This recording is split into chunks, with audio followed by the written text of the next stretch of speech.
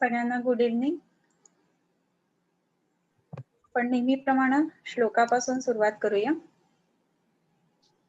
रागादिरोगान् सततानुषक्तान् अशेषकाय प्रसृतान् शेषान् औत्सुक्यमोहारतिदाय जघान यो पूर्ववैद्याय नमोऽस्तु तस्मै.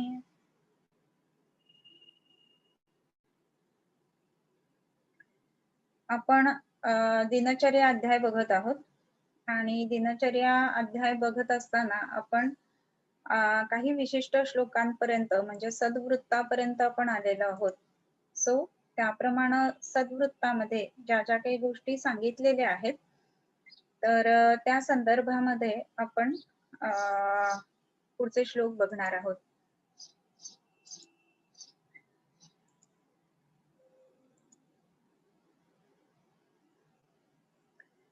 आपलं महौषधी पर्यंत झालेलं होतं मला वाटतं, राईट.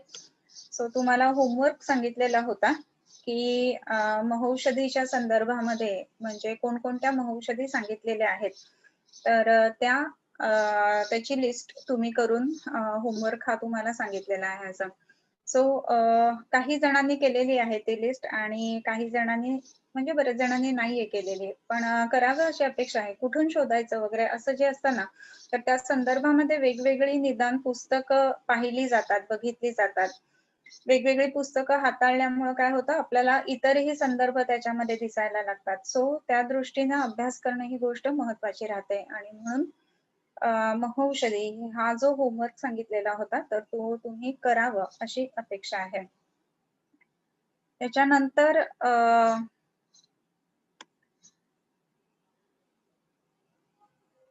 धारयेत सततम रत्नम सिद्ध मंत्र महौषधीः सातपत्र पदत्राणो विचरेद युग मात्रदृक् निशी चात्यैके कार्ये दंडी मौली सहाय्यवान. इथपर्यंत झालेलं. चैत्य पूज्य ध्वजाशास्त छाया भस्मा तुषाशुचेन. याच्यामध्ये चैत्य पूज्य ध्वज अशस्त छाया भस्म तुष आणि अशुची याच्या पुढचा श्लोक ह्याला जोडून आहे. ना क्रामेत शर्करा लोष्ट बलिस्नान भुवनच. म्हणजे काय काय करावं किंवा काय करू नये. तर ह्यामध्ये महत्वाची गोष्ट अशी आहे की ज्या ज्या वेळेला सद्वृत्त आपण बघतोय तर योग्य अयोग्य करावं नाही करावं तर ह्या संदर्भामधल्या ज्या गोष्टी आहेत ना तर त्या इथे पूर्ण वर्णन केलेल्या आहेत. सो तिथे आपण बघत होतो त्याच्यामध्ये हिंसास्तयापासून ह्या गोष्टी चालू होतात. हिंसास्तयान्यथा कामम पैशून्यम परुषानृते संभिन्नालाप व्यापादम अभिद्यादृक् विपर्ययम पापं कर्मे इति दशधा काय वाङ्मानसे त्यजेत आवृत्ती व्याधी शोकार्तान अनुवर्तेत शक्तितः आत्मवत् सततं पश्येत अपि कीट पिपीलिकम् अर्चयेत देवगो विप्र वृद्ध वैद्य नृपातिहीन विमुखान्नार्थिनः कुर्यात् नावमन्येत नाक्षिपेत उपकार प्रधानस्य अपकारप्यरेपिरौ संपद विपत्सु एकमनः हेतावीर्षेत् फलेन तु काले हितं मितं ब्रूयात् अविसंवादी पेशलम् पूर्वाभिभाषी सुमुखः सुशीलः करुणा मृदुः नैकः सुखी न सर्वत्र विश्रब्धो न च शंकितः न किंचिदात्मनः शत्रु नात्मानं कस्यचिद् रिपुः प्रकाशयेन्नापमानं न च निस्नेहतां प्रभो जनस्याशयमालक्ष्य यो यथा परितुष्यते. त्याच्यानंतर तन तथैवानुवर्तेत पराराधन पंडितः न पीडियेत इंद्रियाणि न चैतान्नी अतिलालयेत त्रिवर्ग शून्यम नारंभ भजेत त्यांच्या अविरोधयन. हे आपण सगळ्या गोष्टी बघितलेल्या होत्या की काय वागावं कसं वागावं किंवा काय करावं काय करू नये. त्याच्यानंतर नीच रोम नखश्मश्रू निर्मला अंग्री मलायनः स्नानशील सुसुरभी सुवेशोनुल्बणोज्वलः. याच्यानंतरची जी गोष्ट आहे त्याच्यामध्ये धारयेत सततम रत्नम सिद्ध मंत्र महौषधी. नित्य काय काय धारण करावं तर महौषधी धारण कराव्यात, रत्न धारण करावीत आणि त्याच्याच बरोबरीने जी आणखीन एक महत्वाची गोष्ट आहे ना ती म्हणजे वेगवेगळे मंत्र सांगितलेत आणि तशी सिद्ध रत्न धारण करावीत. तर आपल्याला बऱ्याच जणांना माहिती आहे की वेगवेगळे रत्न धारण केल्यानंतर त्याचा प्रभाव म्हणून ते कार्य करतात आणि म्हणूनच वेगवेगळे रत्न जी आहेत ते वेगवेगळ्या राशींच्या संदर्भामध्ये वापरायला सांगितली जातात. सो त्या दृष्टीने ही रत्नांचं धारण आहे. त्याच्यानंतरचं जे आहे ते सिद्ध मंत्रांचं धारण असं म्हटलेलं आहे. मंत्रांचं धारण म्हणजे काय तर आपल्या वाग्भटामध्ये किंवा आपल्या संपूर्ण कुठल्याही आयुर्वेदिक ग्रंथांमध्ये फक्त शरीरशास्त्र एवढ्याच गोष्टीला महत्व दिलेलं नाहीये. तर आणखीन कशाला महत्व दिलेलं आहे? तर त्याचबरोबर आपल्या लिंगदेहाची उन्नती होणं ह्याही गोष्टीला महत्व दिलेलं आहे. आणि म्हणूनच एक गोष्ट महत्वाची राहते, की सिद्ध मंत्र नेहमी सोबत ठेवावा असं म्हटलेलं आहे. मग हे सिद्ध मंत्र म्हणजे कोणते? तर काही वेळेला आपल्या सद्गुरूंनी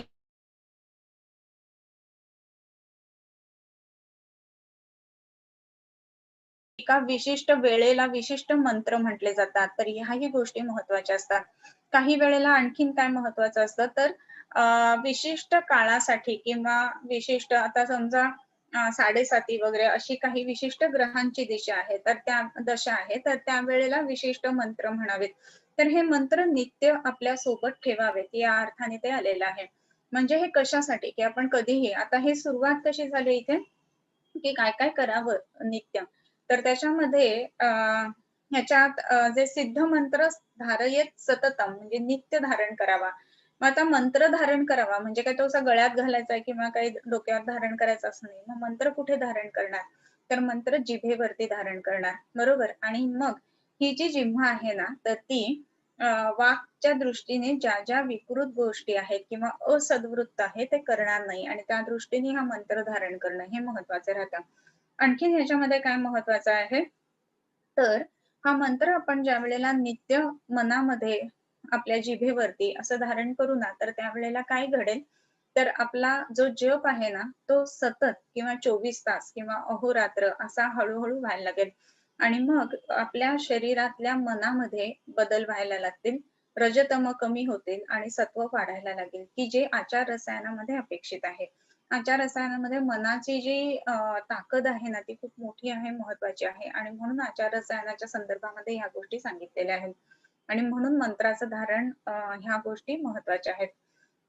इथे एक गोष्ट महत्वाची अशी आहे, की मंत्राच्या धारणाच्या संदर्भामध्ये एक वेगवेगळे जे संत, सत्पुरुष जे असतात, तर त्यांच्या संदर्भामध्ये अशी एक गोष्ट आहे, की ते समजा समजा आपण असं धरू, की विठ्ठलाचं नाम घेतात आणि विठ्ठल, विठ्ठल, विठ्ठल, विठ्ठल असं म्हणत असताना रात्री समजा त्यांना विठ्ठल असं म्हणत असताना विठ्ठ असं म्हणून जर का शारीरिक झोप लागली ना, तर जागं होताना त्यांची सुरुवात ल पासून व्हायची. एवढा त्याच्यामध्ये निदिध्यास त्याच्यामध्ये असायचा. सो एवढ्या पद्धतीनं आपला जो जप आहे किंवा जो सिद्ध मंत्र आहे, तर तो धारण करायला हवा आणि महौषधी धारण करायला हवेत.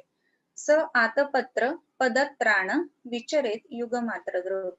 स आतपत्र हे आपलं झालेलं होतं, की आतप म्हणजे उन्हापासून म्हणजे तारणारं, त्रायमाण असं जे असतं ना ते.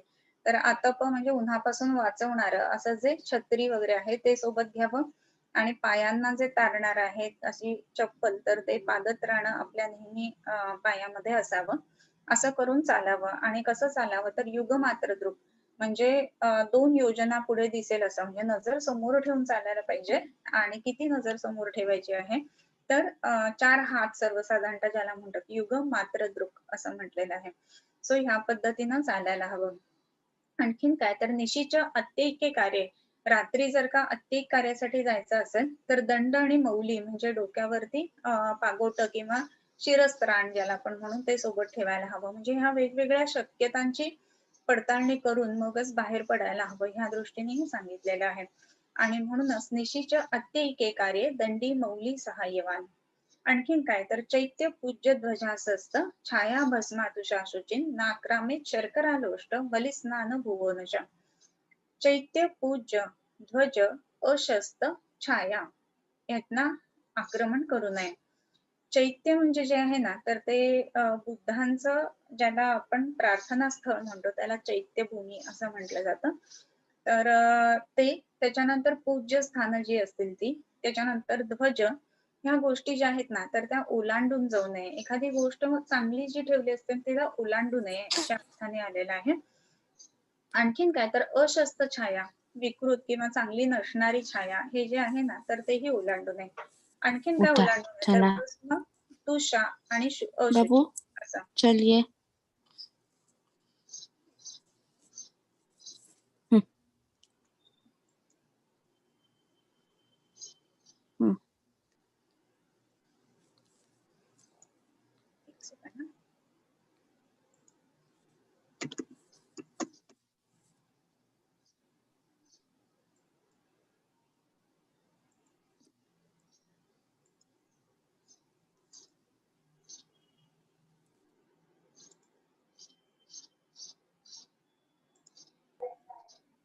छाया भस्मातुषाशुची न आक्रामेत म्हणजे त्याचं आक्रमण करू नये किंवा त्याला ओलांडून जाऊ नये या अर्थाने आले. शर्करा लोष्ट बली स्नान भुवनच न आक्रमेत काय काय आक्रमण करू नये तर शर्करा लोष्ट म्हणजे शर्करा म्हणजे खडी ज्याला आपण म्हणतो ना त्याच्यावर न जाऊ नये. आणखीन काय तर ढेकूळ जे असतात ना मातीचे वगैरे तर त्याच्यावरून जाऊ नये. त्याच्यानंतर लोष्ट म्हणजे ढेकूळ, बली स्नान बली जेथे देतात ना तर त्याला ओलांडून जाऊ नये. स्नानभूमीला ओलांडून जाऊ नये. अशा भूमी ज्याच्या आहेत तर त्यांना ओलांडून जाऊ नये असं म्हटलेलं आहे. मग इथे बलिस्थान जे आहे तर तिथे बली दिलेला असतो तर अशा गोष्टी ओलांडू नयेत. मग स्नानभूमी म्हणजे ज्याच्यावरती स्नान केलं गेलेलं अशी जी जागा असते तर ती ओलांडून जाऊ नये. मग ह्याच्यामध्ये काय काय गोष्टी असतील तर काही ज्याला आपण दैविक भौतिक म्हणतो ह्याही गोष्टींचा संबंध त्याच्यामध्ये आहे. सो पाणी आहे, घसरणं वगैरे हे तर एक कॉमन गोष्टी झाल्या पण त्याच्याही व्यतिरिक्त इतर ज्या काही शक्ती असतात त्याच्या संदर्भामध्ये या गोष्टी सांगितल्या. आता खडी आहे किंवा ढेकूळ आहे मातीचा तर हे कशी असते जमीन तर ती भुसकट जमीन असते आणि त्याचा अंदाज येणार नाही तर त्याच्या आतमध्ये जाण्याची शक्यता असते. जसं दलदलीमध्ये वगैरे माणूस आतमध्ये जाऊ शकतो ना तर त्या पद्धतीनं. सो म्हणून ह्या गोष्टी ओलांडू नयेत. आणखीन काय करू नये तर नदीम तरेन न बाहुभ्याम बाहूंनी नदी ओलांडू नये म्हणजे नदी तरून जाऊ नये. म्हणजे एवढी मोठी जर नदी असेल आणि त्याच्या विरुद्ध प्रवाहाच्या तुम्ही जर का जात असाल तर त्याचा परिणाम स्वरूप काय होणार आहे थकवा जास्ती येणार आहे. आणखीन महत्वाची गोष्ट म्हणजे शरीराच्या ताकदीपेक्षा श्रम जास्ती होतील आणि म्हणून मग इतर व्याधी पाठीमागे लागतील म्हणून त्या गोष्टी करू नयेत. न अग्निम स्कंदम अभिव्रजेत अग्नी जो आहे तो खांद्यावरती ठेवून जाऊ नये. अग्नी जो आहे त्याला खांद्यावरती घेऊ नये असं म्हटलंय. मग ह्याचं कारण काय असू शकेल तर ह्याचं कारण असू शकेल की ज्या वेळेला अग्नी खांद्यावरती घेतला जातो ना तर त्यावेळेला तो खांद्यावरती ठेवल्यानंतर त्याच्या एरियामध्ये तो उष्णता उत्पन्न करणार म्हणजे कानाच्या ठिकाणी तो औष्ण्य उत्पन्न करणार आहे आणि त्याचाच जो उत्तम अंग जे सांगितलेले तर तिथे औष्ण्य जास्त येणार आहे आणि इथे इंद्रिय सगळे उपस्थित असल्यामुळं इंद्रियांच्या ठिकाणी दारुणत्व येणं ही गोष्ट होऊ शकते आणि म्हणून अग्नी जो आहे तो स्कंधावरती घेऊन जाऊ नये. याला आणखीन धार्मिक शास्त्रातलं कुठलं कारण असेल तर त्याची कल्पना मला तरी नाहीये बघून सांगावं लागेल. संदिग्ध नावम वृक्षमच न आरोहे दुष्ट यानवत. संदिग्ध नाव म्हणजे चांगली आहे की नाही माहित नाही, जुनी आहे, करकर वाचतीये अशी जी काही नाव असते ना तर त्याच्यामध्ये जाऊ नये. आणखीन काय तर वृक्षाच्या वरती चढू नये, वृक्षारोहण करू नये आणि दुष्ट यानवत जे खराब यान आहे त्याच्यावरती जाऊ नये. मग यान ह्याचा अर्थ दोन पद्धतीने घेता येतो. पूर्वीच्या काळामध्ये सगळे जे लोक होते ना तर ते घोड्यांवरून किंवा कुठल्या तरी एखाद्या काय म्हणतो आपण जनावरावरून प्रवास करायचे. मग असं जनावर की जे उधळलेलं आहे तर अशावरून जाऊ नये. आणखीन दुसरा अर्थ असा येतो की ज्या ठिकाणी असं यान म्हणजे अशी गाडी आहे की जी संदिग्ध आहे तर त्याच्यावरून जाऊ नये.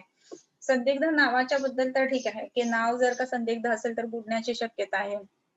वृक्षारोहण करू नये असं म्हटलं नाही का म्हणजे वृक्षावरती आरोहण वृक्षारोहण वृक्षाच्या वरती जर का चढायचा आपण प्रयत्न केला ना तर बऱ्याच वेळेला बऱ्याच गोष्टी असतात.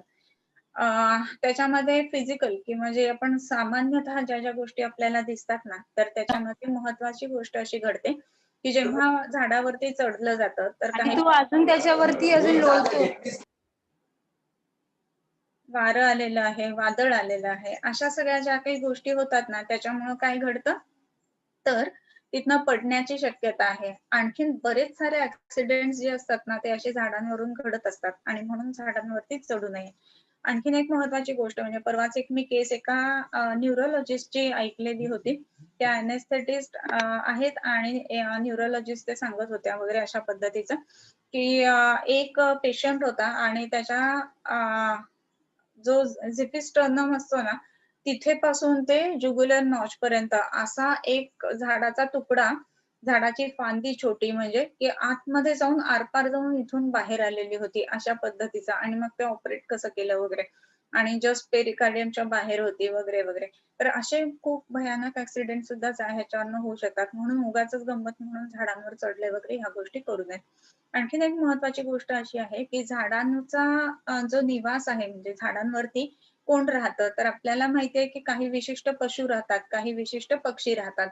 परंतु ह्याच्या बरोबरीनं यक्ष आणि किन्नर जे असतात ना, ते झाडांवर राहतात आणि म्हणूनच त्यांचं ते स्थान आहे. त्यांच्या स्थानात आपण गेल्यानंतर आपल्याला त्या गोष्टींची बाधा होण्याची शक्यता असते आणि म्हणून सुद्धा झाडांवरती चढू नयेत. आणखीन काय तर न आरोहित दुष्ट यानवत. पिसाळलेलं जे काही किंवा उन्मत्त झालेले हत्ती किंवा घोडे ह्या गोष्टींवरती बसू नयेत कारण त्याच्यातनं हानी होण्याची शक्यता आहे. तसंच जे काही वाहन आहे, की ज्याच्याबद्दल आपल्याला माहिती नाहीये किंवा संदिग्धता आहे त्या वाहनावरती सुद्धा बसू नये. आता आपण जर का ह्या आताच्या काळामध्ये बघतोय ना, तर मग त्याच्यामध्ये खराब किंवा दुष्ट रस्त्यांवरून जाऊ नये, हे सुद्धा आत्ताच्या दिनचर्येमध्ये ॲड करायला हरकत नाही. कारण बरेचसे पेशंट आपण बघतो, की सर्व्हायकल स्पॉन्डिलोसिस, लंबर स्पॉन्डिलोसिस किंवा सायटिक पेन हे सगळे जे असतात ना, हे दुष्ट रस्त्यांवरून जाऊन सध्या बऱ्याच गोष्टी घडलेल्या असतात. विशेष करून सर्व्हायकल स्पॉन्डिलोसिस त्याच्यामध्ये दिसतो. आणखीन काय तर संदिग्ध नावं वृक्षांच्या न आरोहित दुष्ट यानावर. न असंवृत मुख कुर्यात क्षुतिहास्य विजृंभणम. संवृत म्हणजे झाकून, असंवृत म्हणजे न झाकता. न झाकता, काय न झाकता? तर मुख तोंड न झाकता काय करू नये? क्षुती, हास्य आणि विजृंभणम. क्षुती, शिंक देऊ नये, हसू नये आणि जृंभा म्हणजे जांभई देणं ह्या गोष्टी करू नये. तर हे करत असताना आपण जे महत्त्वाच्या गोष्टी बघतोय ना, तर हे काय-काय आहे? तर न असंवृत मुख कुर्यात क्षुतिहास्य विजृंभणम. न तोंड झाकता शिंक देऊ नये. आत्ताच्या ह्या काळामध्ये कोव्हिडच्या सिच्युएशन्समध्ये आपण बघतोय, की ह्या गोष्टी केवढ्या महत्त्वाच्या आहेत. ज्यावेळेला एखादा पेशंट मास्क न घालता मध्ये येतो आणि शिंकतो, तर त्यावेळेला आपला जो चेहरा असतो ना, तो अगदी बघण्यासारखा असतो. रादर आता हे नियमच आपण केलेले आहेत, की mask compulsory, hand gloves compulsory म्हणजे त्या गोष्टी किती महत्त्वाच्या आहेत, हे त्याही काळामध्ये सांगून ठेवलेले आहेत आणि म्हणूनच संवृत मुख म्हणजे तोंड झाकून किंवा तोंडावरती काहीतरी कपडा घेऊन या पद्धतीनं क्षुती, हास्य आणि विजृंभणा म्हणजे जांभई देणं ह्या गोष्टी करायला हव्यात. आता शिंकेबद्दल माहितीये, पण हसण्यातनं ह्या गोष्टी बाहेर येतात किंवा जंतूंचा एकमेकांना संपर्क होतो किंवा जृंभेतनं होतो. ह्या गोष्टी सांगितलेल्या आत्ता तरी नाहीयेत, पण काही काळानंतर कदाचित हेही लक्षात यायला लागेल. हास्यातनं काही गोष्टी शक्य आहे, की त्याच्यातनं हे काय म्हणतो, जे हास्याचे तुषार असतात, तर ते पडत असतात. आणि जृंभा जी आहे ना, ती ॲक्चुअली जांभई घेत असताना, जांभईतनं जेव्हा तोंड ओपन असतं, त्यावेळेला छोटे जे काही किडे असतात किंवा डास असतात किंवा माशी असतात, तर तेही तोंडात आत येण्याचा संभव असतो आणि म्हणून तोंडावरती झाकण न ठेवता जांभई देणं ही सुद्धा गोष्ट करू नये. आणखीन काय, तर नासिका न विकुष्णीयात. नासिका म्हणजे नाक जे आहे ना, ते कोरत बसू नये. आता ह्याचा काय संबंध आहे म्हणजे सद्वृत्तामध्ये असं वाटेल हां. पण नाकाचंच का? मग दुसरं कुठलंही सांगितलं असतं ना, की कानात बोटं घालू नयेत, डोळ्यात बोटं घालू नयेत. तर हे तर नाहीच आहे करायचं. पण स्पेसिफिकली नासिकान न विकुष्णीयात. याचं कारण काय? तर नाकामध्ये एक एरिया असा आहे, की जो खूप जास्त ब्लीड होतो. बरोबर? तर त्याचं नाव आहे लिटिल्स एरिया. तर तो लिटिल्स एरिया म्हणजे कोणता? हे होमवर्कमध्ये तुम्ही लिहून घ्यायचं आहे. तर नासिका न विकुष्णीयात. कारण काय? तर नाक जे आहे ना, पृथ्वी महाभूताचं आहे आणि तिथे सगळ्यात जास्त आपण ज्याला ऑल्फॅक्टरी म्हणतो, सेन्सेशन असणाऱ्या गोष्टी आहेत आणि ते जर सतत आपण कोरत बसलो, तर त्याच्यामध्ये आतमधले जे लव आहे, केस आहेत नाकाच्या आतले, त्यांनाही हानी पोहोचेल आणि म्हणून मग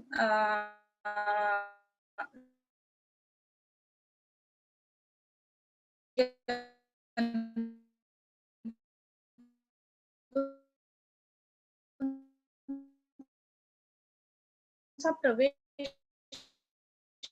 आहे, तर तो होण्याची शक्यता आहे. याच्या व्यतिरिक्त मगाशी म्हटलं त्याप्रमाणे याला तर घोट्या मारायच्या नाही, उगाच काहीतरी लिहित बसले जमिनीवरती, असं करू नये.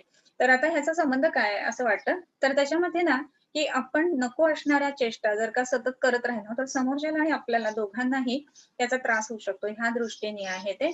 न अंगैहि चेष्टेत विगुणम, अंगाची विगुण चेष्टा करू नये. म्हणजे कसं ना, नृत्य ही सुद्धा चेष्टा आहे, म्हणजे चेष्टा म्हणजे हालचाल आहे, परंतु विशिष्ट पद्धतीनं विशिष्ट लयीमध्ये अशी केलेली ती हालचाल आहे.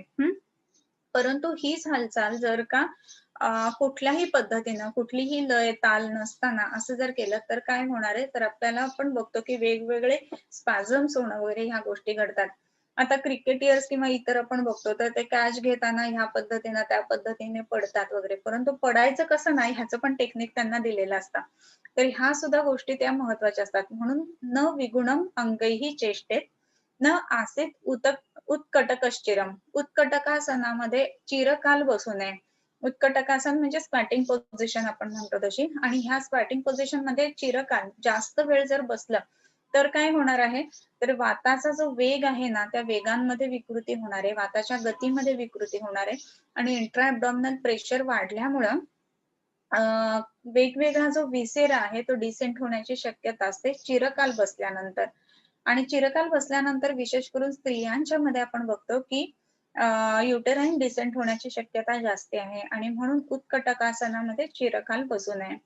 देह वाक चेतसा चेष्टा हा प्राक श्रमात विनिवर्तयेत. देह वाक आणि चेतसाम चेष्टा हा श्रमापूर्वी प्राक श्रमात विनिवर्तयेत.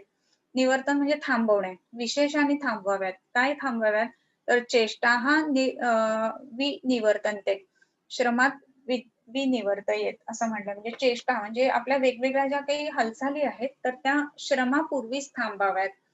कसले कसल्या, तर देहाच्या, वाणीच्या आणि मनाच्या पण, बरं का, हे पण महत्वाचं आहे. म्हणजे काय, तर आपण शरीराने थकतो ना तर त्यावेळेला नॅचरली आपण थांबतो, अशी गोष्ट घडते. वाणीने जेव्हा थकतो त्याही वेळेला श्वास घेण्यासाठी का होईना आपण थांबतो.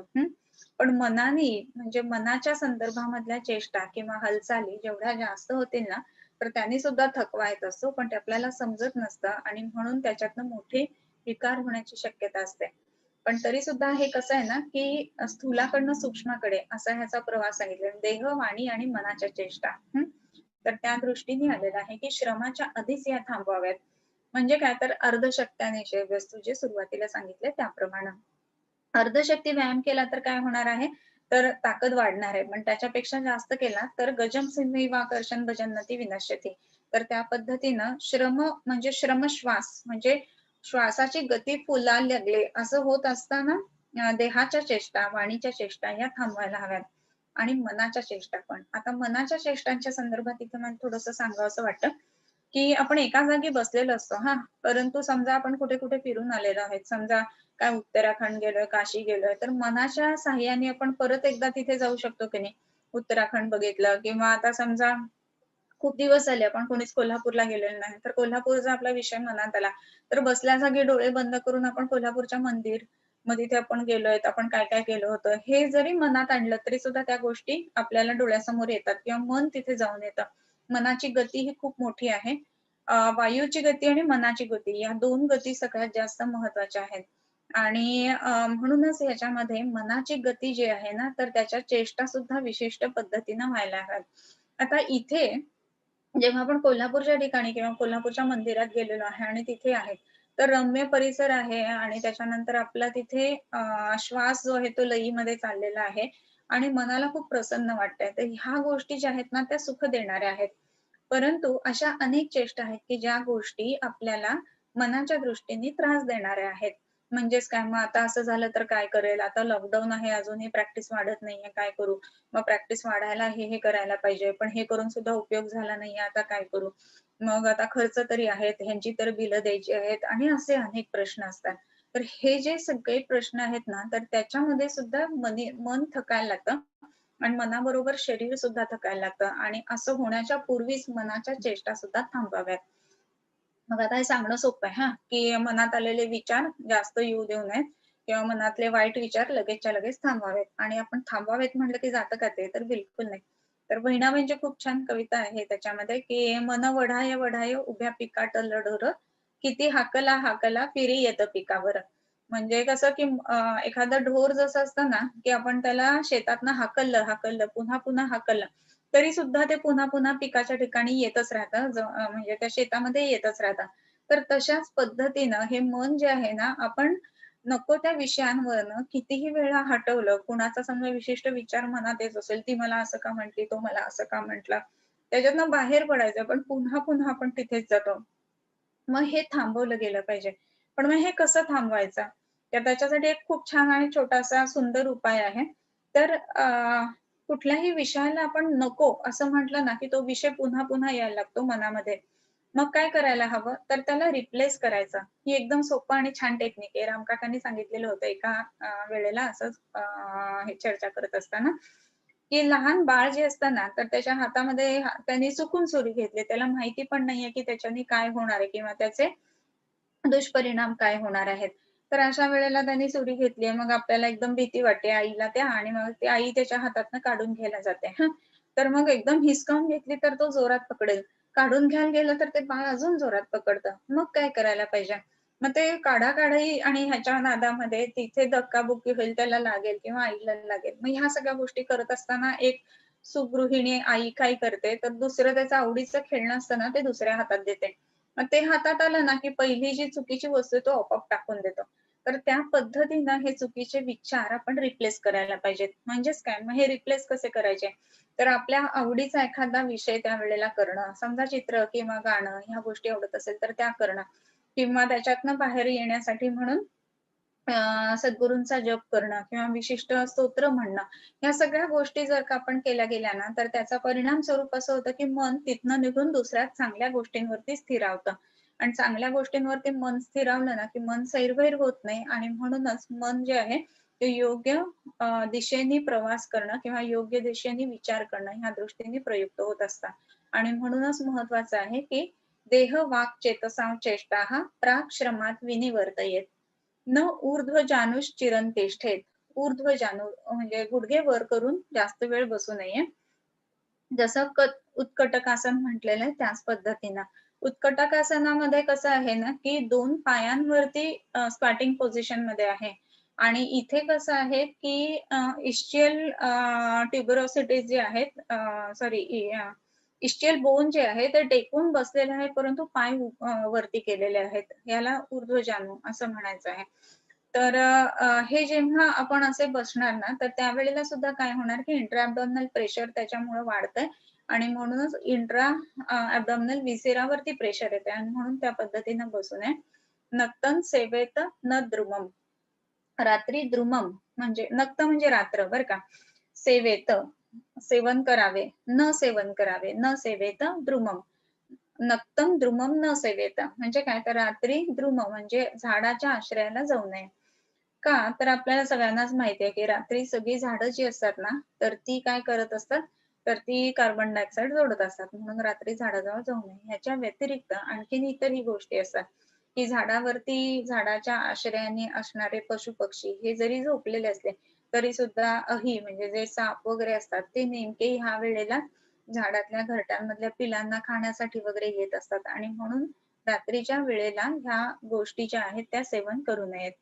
तथा चत्वार चतुष्पथ सुरालयां सुनाटवी शून्यगृह श्मशानानी देवापिन. त्याचप्रमाणे कशा-कशाचं सेवन करू नये. तथा चत्वार चैत्य अंतश्चतुष्पथ सुरालय ह्या गोष्टींचं सेवन करू नये. चत्वार चैत्य. चत्वार म्हणजे जिथे 4 रस्ते एकत्र आलेले आहेत ना, त्या ठिकाणी. तर काही बली वेगवेगळे दिले जायचे किंवा त्याचा उल्लेख असतो, की 3 रस्ते एकत्र आले तिथे ठेवा, 4 रस्ते एकत्र आले तिथे ठेवा. अशा काही गोष्टी ज्या पूजा वगैरे करून ठेवलेल्या असतात. तर त्या दृष्टीने त्या चत्वार म्हणजे 4 रस्ते एकत्र आले आहेत ना, तर तिथे उगाचच सारखं-सारखं जाऊ नये. आणखीन काय तर चैत्य स्थानामध्ये सारखं-सारखं जाऊ नये. त्याच्यानंतर चतुष्पथ म्हणजे जिथून 4 रस्ते फुटतात अशा ठिकाणी जाऊ नये. चत्वर आणि चतुष्पथ असे 2 वेगळे शब्द आलेले आहेत.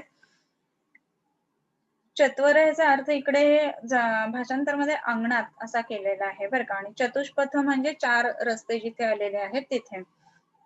त्याच्यानंतर सुरालय, सुर म्हणजे देव, हा, असुर म्हणजे राक्षस, आणि देवळात सुद्धा रात्री बसू नये असा भाषांतर आलेला आहे बरं का. याच्यात अजून एक आपण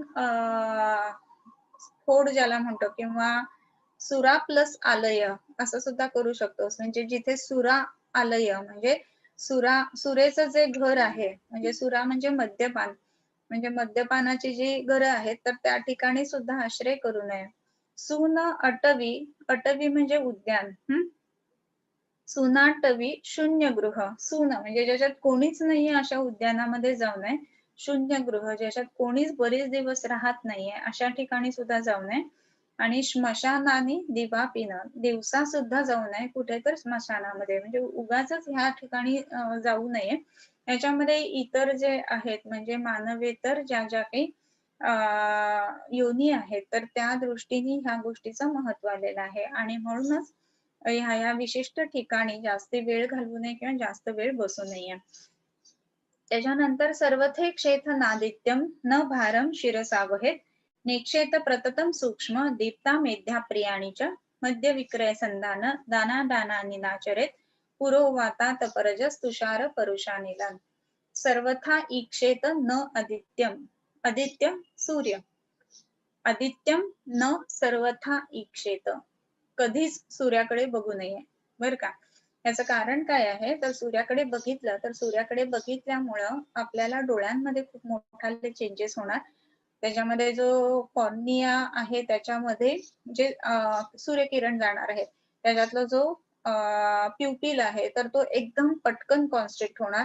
आणि तरी सुद्धा तसं झाल्यानंतर जे सनरेज पूर्ण रेटायनावरती पडतील तर त्याच्या युव्ही लाईट्स मुळे काय होऊ शकतं तर तिथे पिगमेंटेशन होणं किंवा रेटायनल बर्न्स होणं ह्या गोष्टी घडतात.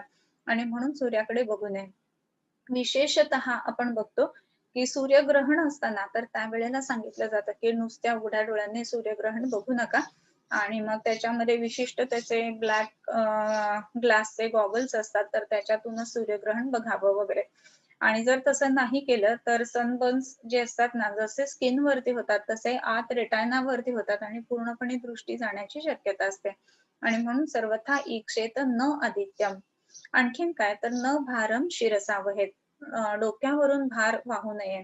डोकं जे आहे ते उत्तम अंग आहे. सगळ्या ज्या इंद्रिय आहेत तर त्याची स्थानं जी आहेत ती डोक्याच्या आतमध्ये आहेत. आणि म्हणून जर का त्याच्यावरती भार दिला तर त्याच्यावरती तर परिणाम होईलच, आणि शिवाय जो डोक्याचं वजन आहे ते स्वतः खूप जास्ती आहे, ते वजन प्लस त्या भाराचं वजन ह्याच्यामुळे मानेमध्ये सुद्धा चेंजेस येण्याची शक्यता आहे.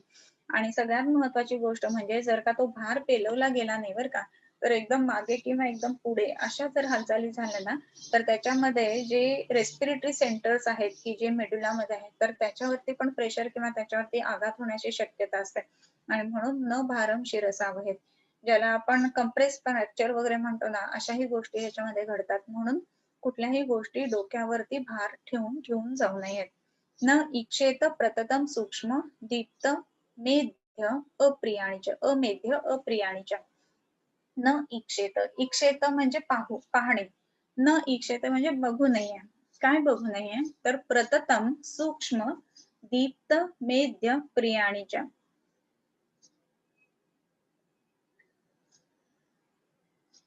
न इक्षेत प्रतत, प्रतत म्हणजे खूप जास्त, सूक्ष्म दीप्त, सूक्ष्म म्हणजे खूपच बारीक गोष्ट आणि ती सतत बघत राहिलं ना तर डोळ्यांवरती ताण येणार आहे.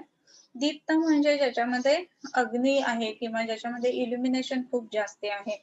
जसं विशेष करून आता आपण बघतोय की दीप्त या अर्थानेच आपले मोबाईलचे स्क्रीन असतात ना ते रात्रीच्या अंधारामध्ये तसे दिसत असतात. म्हणजे पूर्ण रात्र अंधार असेल आणि आपण जर का मोबाईलला हे दिला काय मिस कॉल दिला समजा तर समजा तो ह्याच्यावरती सायलेंट वरती असेल तरी सुद्धा त्याच्या प्रकाशातनं आपल्याला सहज सापडतं. किंवा एक कुठली तरी जाहिरात पण आहे की कुठे आहे ह्याच्यामध्ये किंवा थिएटरमध्ये कुठे आहे हे एकमेकांना शोधण्यासाठी तो मोबाईल लाईट दाखवतात.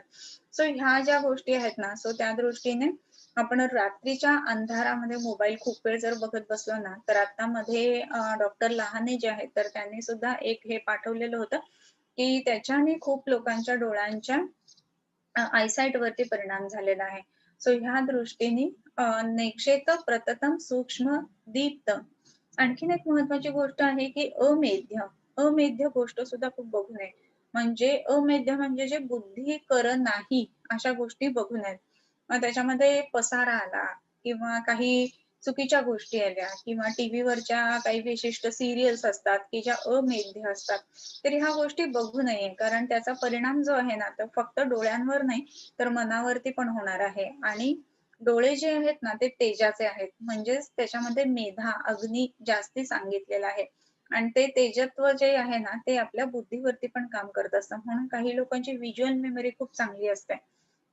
सो 10 वेळेला ऐकणं आणि एकदा बघणं याच्यामध्ये बघण्याचा परिणाम जो आहे ना तो खूप चांगला येत असतो.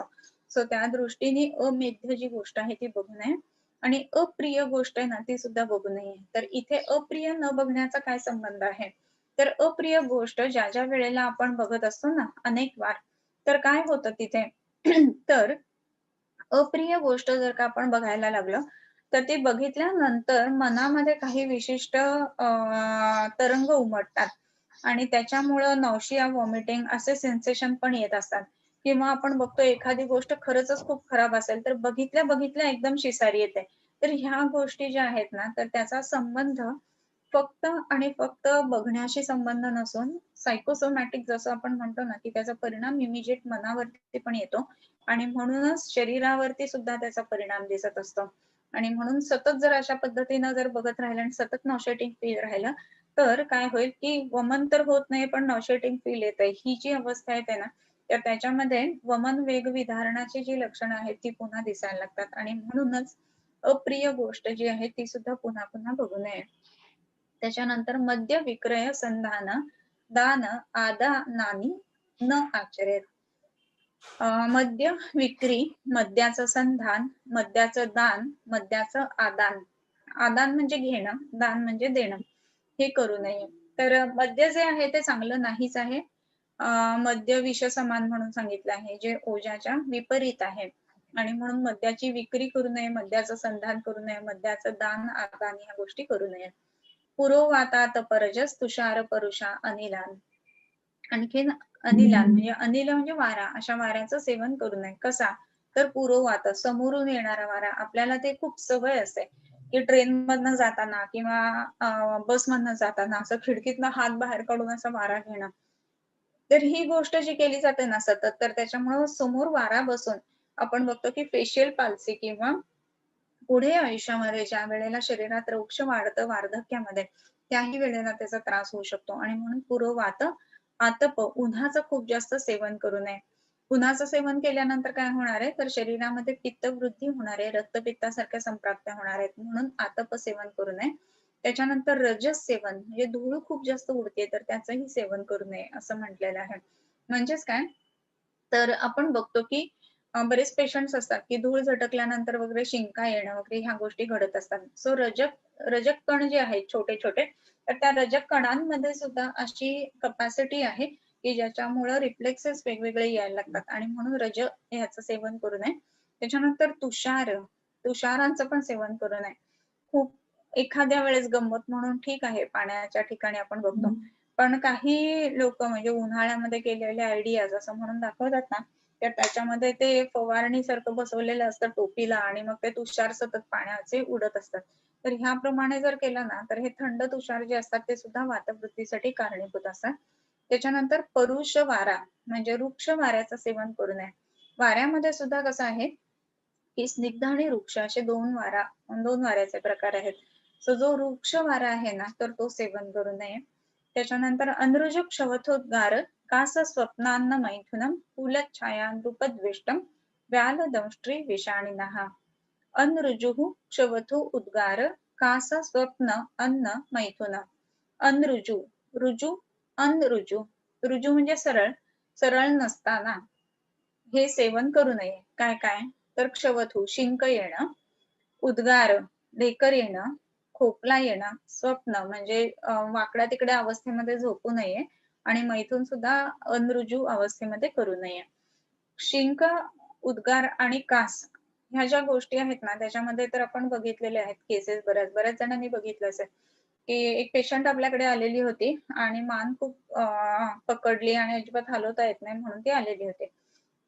मग ते बघितल्यानंतर नाडी बघितल्यानंतर त्यांना एकच प्रश्न विचारलेला होता, की तुम्हाला शिंक आलेली होती आणि तुम्ही त्यावेळेला काहीतरी दुसरं काम करत होतात, वेगळ्या शरीराच्या अवस्थेत होतात, असं होतं का? तर त्यांनी सांगितलं, की "हो, मी स्टूलवरती धरून वरती झाडत होते आणि शिंक आली." तर ते एकदमच अनइझी झालं आणि कुठल्यातरी वेगळ्याच अवस्थेत हे झालं आणि त्याच्यानंतर मान जखडली. तर अशा गोष्टी घडत असतात. अजून एक पेशंट आलेली होती, की रात्रभर तिला लक्षात नाही आलं, अभ्यास करता उशीवरती अशी तिरकी झोपलेली आणि दुसऱ्या दिवशी मान खूप जखडली. हे तर अनुभव प्रत्येकाने जवळ-जवळ घेतलेला असतो, की आपण अभ्यास करता असे झोपून जातो आणि नंतर हात आणि हे हलवताही येत नाही आणि असं अगदी पकडून धरावं लागतं. तर अशा गोष्टी घडतात आणि म्हणून सरळ अवस्था असतानाच शिंक देणं, उद्गार देणं किंवा खोकल्याचा वेग प्रवर्तित करणं किंवा स्वप्न, झोपणं किंवा मैथुनी ह्या गोष्टी करायला हव्यात. वेगवेगळ्या विचित्र अवस्थांमध्ये ह्या गोष्टी नाही करायच्या. मग आता तुम्ही विचाराल मला, की श्वथू, उद्गार आणि कास या बाबतीमध्ये तर एकदम वेग उत्पन्न होतो. मग काय करावं? तर शिंक येण्यापूर्वी किंवा ढेकर येण्यापूर्वी किंवा खोकला येण्यापूर्वी 1 सेकंद तरी आपल्याला लक्षात येतच, की आता शिंक येणार आहे, ढेकर येणार आहे. मग त्यामध्ये शरीर स्थिर किंवा योग्य अवस्थेमध्ये आणणं आणि मग ह्या गोष्टी प्रवर्तित करणं, ही गोष्ट करायला हवी. आणि हे आपण एक वैद्य म्हणून काय विचार करायला हवा, तर ज्या वेळेला असे पेशंट्स येतात ना, तर त्यांच्या बाबतीमध्ये आपण हे बघायला हवं, की कुठल्याही विचित्र अवस्थेमध्ये ह्या गोष्टी ते करत नाहीयेत ना, तर हे हेतू स्वरूप म्हणून आपण घ्यायला हवं. त्याच्यानंतर कुलच्छाया नृपद्वेष्टम व्याल दंष्ट्री विषाणिनः. कुलच्छाया असं म्हणत असताना राजशत्रू असं जे म्हटलंय ना, तर तो म्हणजे काय म्हणतो आकुल या अर्थाने. तर तसा नाही पाहिजे. नृपद्वेष्ट म्हणजे राजा ज्याचा तिरस्कार करतो आहे, अशा लोकांच्या संगतीमध्ये जाऊ नये किंवा व्याल, दंष्ट्री आणि विषाणीना. व्याल म्हणजे सर्प, सर्पाच्या सावलीखाली बसू नये. त्याच्यानंतर दंष्ट्री म्हणजे वेगवेगळे जे दंष्ट्रा प्राणी आहेत, की ज्यांचे दात कराल असतात, अशा कराल दातांच्या प्राण्यांच्या संगतीला जाऊ नये आणि विषाणीनं म्हणजे शिंग असणारे. तर ज्या प्राण्यांना शिंग असतात, अशा प्राण्यांच्या सुद्धा सान्निध्यात जास्त काळ राहू नये. हीन अनार्य अतिनिपुण सेवां विग्रहं उत्तमैः. हीन अनार्य हीन लोक, अनार्य लोक आणि अतिनिपुण म्हणजे जरा जास्तच म्हणजे चाणाक्ष, थोडा चाणाक्ष म्हणत असताना जास्त आगाऊ असं आपण म्हणू. अशा लोकांच्या संगतीमध्ये जाऊ नये. आणि विग्रहम उत्तमैहि, उत्तम लोकांसोबत विग्रह म्हणजे भांडण-तंटा करू नये. हे पण महत्वाचं आहे तेवढंच, की जसं वाईट लोकांच्या संगतीला जाऊ नये, तसंच चांगल्या लोकांची भांडण-तंटा पण करू नये. म्हणजे उगाचच कुठल्या छोट्या-मोठ्या गोष्टी घेऊन उगाच त्यांच्याशी विग्रह म्हणजे भांडण करू नये. संध्या सभ्य वहार स्त्री स्वप्नाध्ययन चिंतनम. संध्या म्हणजे संध्याकाळी काय करू नये? संध्यासु अभ्यवहार असा संध्यासु असं आहे म्हणजे संध्याकाळी. अभ्यवहार म्हणजे आहार घेणं म्हणजे आहार खाणं किंवा खाणं करणं ही गोष्ट करू नये. स्त्री सेवन संध्याकाळी करू नये. स्वप्न म्हणजे संध्याकाळी झोपू नये. अध्ययन संध्याकाळी करू नये ही चांगली गोष्ट आहे. संध्याकाळ व्हायला अजून वेळ आहे. त्याच्यामुळे अजून आपण थोडा वेळ अध्ययन करू शकतो. त्याच्यानंतर आणि चिंतन हे संध्याकाळी करू नये. आता हे संध्याकाळचा काय संबंध आहे असं आपल्याला कळेल. तर संध्याकाळ म्हणजे संध्या म्हणजे 2 गोष्टी एकत्र जिथे येतात. इव्हनिंग असा अर्थ नाही बरं का. संध्या म्हणजे संधिकाल या अर्थाने. म्हणजे दिवस संपून रात्र सुरू होणं किंवा रात्र संपून दिवस चालू होणं किंवा इतर जे संधी जसं ग्रहण हा एक संधी मानला जातो किंवा ऋतुसंधी ह्या दृष्टीने इथे विशेष करून संध्यासू असं म्हणत असताना संध्याकाळी असा एक विशिष्ट अर्थ घेतला जातो. मग तिथे संध्याकाळचं खाणं करू नये आणि संध्याकाळचं मैथून करू नये. स्वप्न म्हणजे झोपू नये. तिन्ही सांजेचं झोपू नको असं म्हणून आई प्रत्येकालाच ओरडली असेल ते तुम्हाला आठवत असेल. संध्याकाळी अभ्यासही करू नये आणि खूप चिंताही करू नये. तर संध्याकाळ की हे एक ऋतू बदलून दुसरं हे चालू होणं हे जे असतं ना, तर ह्या ट्रान्झिशनमध्ये बऱ्याच वेळेला आपले विचार जे असतात ना, तर ते भटकण्याची शक्यता असते. म्हणून इतर गोष्टी न करता हे जे तिन्ही सांजेची वेळ आहे ना, तर ती आपण प्राणधारणा किंवा आराधना करण्याची वेळ आहे, असं म्हणून संध्याकाळच्या वेळेला सांजवात केली जाते किंवा स्तोत्र म्हटली जातात, जेणेकरून मनाची जी अवस्था आहे ना, तर ती विचलित न होता एका जागी स्थिर मन हवं, ह्या दृष्टीने ह्या गोष्टी सांगितलेल्या आहेत. असं जर संधी या दृष्टीने जर बघितलं तर ग्रहण हा एक संधी म्हटलं, तर म्हणून ग्रहणामध्ये सुद्धा विशिष्ट साधना केली जाते. तर संध्याकाळ किंवा संधी काल हा जो आहे ना, हा साधनेचा काल म्हणून सांगितलाय आणि म्हणून हे करत असताना इतर गोष्टी करू नयेत, अशा गोष्टी महत्वाच्या आहेत. शत्रुसत्र गणाकीर्ण गणिका पणिकाशनम गात्र वक्त्र नखैर्वाद्यम हस्तकेशा वधूननम. काय करू नये? शत्रुसत्र म्हणजे कॅम्प ज्याला म्हणतो ना, शत्रूचा जो कॅम्प असतो, जेव्हा युद्ध चाललेले असतात, तर त्याला सत्र असा शब्द वापरला जातो कॅम्प्सना. म्हणजे आमचा इकडे कॅम्प आहे, तिथे कॅम्प आहे, अशा अर्थाने. तर जिथे शत्रू राहतात एकत्र अशा ठिकाणी जाऊ नये. त्याच्यानंतर गणिका, शत्रुसत्र गण आकीर्ण, गण आकीर्ण, जिथे शत्रुगण आहेत तर अशा ठिकाणी जाऊ नये. त्याच्यानंतर गणिका आणि आपणिका अशनम, गणिकेच्या ठिकाणी खाणं खाऊ नये आणि आपणिका म्हणजे दुकानामध्ये खाणं खाऊ नये. तर आता ह्या गोष्टी तर खूप महत्वाच्या आहेत. दुकान म्हणजे हॉटेल या अर्थाने आताच्या शब्दांमध्ये घ्यायला पाहिजे. तर हॉटेलला सुद्धा जाऊन खाऊ नये. आता आपण बघतोय ह्या सिच्युएशन्स मध्ये गेल्या 6 महिन्यात मला नाही वाटत तुमच्यापैकी कोणी बाहेरचं हॉटेलमधलं किंवा वडापाव घेऊन खाल्ला असेल. पण जस्ट बिफोर 18 मार्च किती जणांनी किती वेळा वडापाव मागच्या 6 महिन्यात खाल्ला असेल हे आठवून बघावं. सो ह्या दृष्टीने काय आहे तर ज्या वेळेला आपण हा दिनचर्येचे शेवटचं सद्वृत्त वाचतोय ना, तर त्या सद्वृत्ताच्या शेवटच्या ज्या ओळी आहेत ना, ते सांगितल्यानंतर ह्या गोष्टी तुम्हाला जास्त क्लिअर होतील. ते आपण बघूयात. त्याच्यानंतर गात्र वक्त्र नखैहि वाद्यम. गात्र वक्त्र म्हणजे गात्र म्हणजे शरीराचे जे जे अवयव आहेत त्यांनी तोंडाने आणि नखानी वाद्य म्हणजे हालचाली करून वाजवू नयेत स्वतःच शरीर. हस्त केशावधूननम, हस्त केश अवधूननम म्हणजे काय तर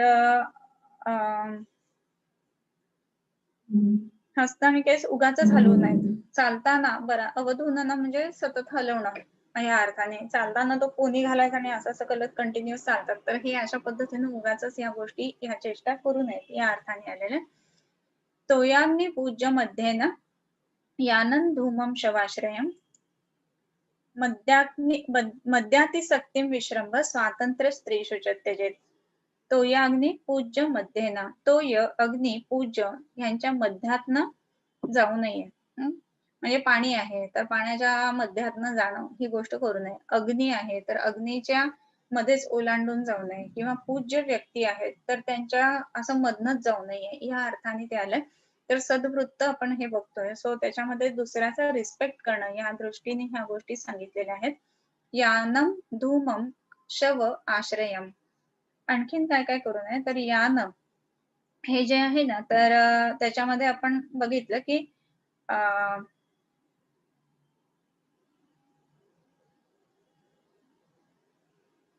पाणी, अग्नी आणि ब्राह्मण पूज्य यांच्यामधून जाऊ नये. अतिमद्यपान करू नये. स्त्रियांवर विश्वास ठेवू नये. स्वातंत्र्य देऊ नये. असं एकदम डायरेक्ट हे केलंय. यान धूम हे जे आहे ना ते सुद्धा तोय, अग्नी आणि पूज्य ह्यांच्या मध्यातनं गाडी सुद्धा घालू नये या अर्थाने. आणि धूर ज्या ठिकाणी खूप जास्ती राहिलेला आहे किंवा शव ज्या ठिकाणी आहे तर त्या ठिकाणचा आश्रय करू नये असं आहे. तर धूर खूप जास्ती असेल तर आपण बघतो की धूमोपहातासारखी लक्षणे येतात. मग धूमपान हा विधी वेगळा आहे. त्याच्यानंतर धूपन ही गोष्ट वेगळी आहे. धूपन केल्यानंतर धुरी दिल्यानंतर त्या घराला थोडा वेळ तसंच ठेवून त्यावेळेला आपण तिथे नाही थांबायचं आणि धूर गेल्यानंतर मग आतमध्ये जायचं. असं केल्यानंतर मग खोकला वगैरे ह्या गोष्टी कमी होतात. शव जिथे आहे तिथे आश्रय करू नये. मद्य अतिसक्ती, मद्याची अतिसक्ती जी आहे ती करू नये. विश्रंभ थांबावं अतिसक्त होईपर्यंत आणि स्वातंत्र्य स्त्रीषु च त्यजेत. याचा अर्थ जे दिलेला आहे ना ह्याच्यामध्ये भाषांतरामध्ये तर इथे आहे की स्त्रियांवर विश्वास ठेवू नये आणि ह्याबद्दल आम्ही सुद्धा जेव्हा शिकत होतो ना त्यावेळेला खूप साऱ्या गोष्टींवर चर्चा व्हायची किंवा असं असं आहे स्त्रियांना स्वातंत्र्य देऊ नये वगैरे. मग हे योग्य आहे, अयोग्य आहे वगैरे वगैरे सगळ्या गोष्टी. तर हे करत असताना ह्याचा अर्थ काय आहे किंवा ह्यांना काय म्हणायचंय हे सुद्धा आपण विचार करायला पाहिजे. इथे आपण सृष्टी उत्पत्ती सिद्धांत मानतो सांख्यांचा, बरोबर? सो असा एक विचार मनात आलेला ह्या संदर्भामधला स्त्रीशुचक स्वातंत्र्य स्त्रीशुचक त्यजेत अशा अर्थाचा इथे थोडस मिस्टेक आहे लिहिण्यामध्ये. स्वातंत्र्य स्त्रीशुचक त्यजेत असं आलंय. स्वातंत्र्य. स्त्रियाच्या ठिकाणी स्वातंत्र्य वर्ज करावे असा जर आपण सरळ अर्थ बघितला तर असा दिसतो. स्त्रीषु स्वातंत्र्य त्यजेत. मग इथे आपण लोकपुरुष साम्य सिद्धांत बघतो तर त्याप्रमाणे सृष्टी उत्पत्ती सिद्धांत आहे. तर त्या सिद्धांताप्रमाणे ह्याच्याकडे का नाही बघावं असं एकदा मनात आलेलं. सो त्याप्रमाणे जर बघितलं तर प्रकृती आणि पुरुष ह्या दोन गोष्टी आपण मानतो, बरोबर. आणि प्रकृती जी आहे ती त्रिगुणम अविवेकी विषय हा अशी आहे. त्रिगुणात्मक आहे, अविवेकी आहे, विषय स्वरूप आहे आणि म्हणून काय आहे तर ती गौण अशी म्हटलेली आहे. आणि आत्मतत्व किंवा पुरुष जो आहे ना तो उत्तमत्व म्हटलेला आहे किंवा तो कसा आहे तर तो बद्ध न होणारा आहे. आणि ह्या सगळ्यातनं ज्या वेळेला आपण सद्वृत्त बघतोय हे पुन्हा एकदा लक्षात ठेवायला पाहिजे की आपल्याला लिंगदेहाची उन्नती बघायची आहे किंवा नैष्ठिकी चिकित्सेकडे जर का जायचं असेल तर आपण प्रकृतीमध्ये जर अडकलो तर काय होऊ शकेल तर आपण तिथेच बद्ध राहणार आणि आपल्या आत्मतत्वाला मुक्ती मिळणं किंवा त्याची उन्नती होणं ह्या गोष्टी होणार नाहीत. आणि ते जर का व्हायचं असेल ना तर काय करायला पाहिजे की प्रकृतीच्या स्वातंत्र्याप्रमाणे आपण वागू नये. हे प्रकृती जशी आपल्याला जिथे नेते भरकटवते, मनामध्ये विचार आणते, विषयांमध्ये बद्ध करते, ह्या विषयाकडे नेते, त्या विषयाकडे नेते, तर ह्या गोष्टी होऊ नयेत आणि म्हणून स्वातंत्र्य स्त्रीषु त्यजेत असं एक असावं असं वाटलेलं होतं. हे करत असताना आणखीन एक दुसरा विचार मनात आलेला होता. पहिल्यांदा हा पूर्ण करते पहिला की असं जर असेल ना तर मग तिथे स्त्री आणि पुरुष असं न घेता प्रकृती आणि पुरुष असा विचार घ्यायला पाहिजे. तर प्रकृती म्हणजे स्त्री या अर्थाने आणि प्रकृतीच्या मध्ये अडकू नये किंवा प्रकृतीला स्वातंत्र्य देऊ नये म्हणजेच विषयांमध्ये लोलुपत्व राहू नये या अर्थाने हा अर्थ आपण बघायला हवा. म्हणजेच काय प्रकृती जी आहे ना तर त्याचा तुम्ही सांख्यकारिका काढली तर त्याचा श्लोक कसा आहे की त्रिगुणम अविवेकी विषया सामान्यम अचेतनम प्रसवधर्मी. ती अचेतन आहे प्रकृती आणि पुरुष जो आहे तो चेतन आहे. पृथ्वी जी आहे किंवा काय म्हणतो प्रकृती जी आहे ती प्रसवधर्मिणी आहे. म्हणजेच त्याच्यापासनं आणखीन काही गोष्टी उत्पन्न होत आहेत आणि म्हणूनच स्त्रीला सुद्धा प्रसवधर्मिणी किंवा स्यायते अस्याति ती स्त्री असं म्हटलेलं आहे. आणि व्यक्तम तथा प्रधानंच विपरीतम तथा च पुमान. व्यक्त आहे ती आणि कशी आहे तद विपरीत पुरुष आहे. म्हणजे त्रिगुणात्मक प्रकृती आहे. तर पुरुष जो आहे तो गुणरहित आहे. अविवेकी प्रकृती आहे, पुरुष जो आहे तो विवेकी आहे. त्याच्यानंतर ही सामान्य आहे आणि हा पुरुष जो आहे तो विशेष आहे. तर या अर्थाने दोघांमध्ये प्रकृती पुरुष सिद्धांत सांगत असताना जर आपण प्रकृतीमध्ये अडकून राहिलो तर आपल्या आत्मतत्वाला उन्नती मिळणार नाही किंवा आत्म्याला परमात्म्याची भेट होणार नाही. आणि तसं असल्यामुळं स्त्रीषु स्वातंत्र्य त्यजेत असा अर्थ असावा असा एक डोक्यात आलेला होता. आणखीन एक गोष्ट ह्याची अशी बघायला हवी असं एक वाटतं की स्त्रीषु स्वातंत्र्य त्यजेत असं म्हणत असताना स्त्रीच्या ठिकाणी स्वातंत्र्याचा त्याग करावा या अर्थाने सुद्धा एक आपण ते विचारात घेऊ शकतो. म्हणजेच काय तर इथे वर्णन करतायत ते सद्वृत्ताचं वर्णन करतायत, बरोबर. योग्य काय अयोग्य काय आणि कसं वागावं हे सगळ्याचं ते सांगतात. आणि जर का आपण आचार रसायन काढला तर त्याच्यामध्ये निवृत्तम मध्य मैथुनात असा शब्द आलेला आहे, बरोबर.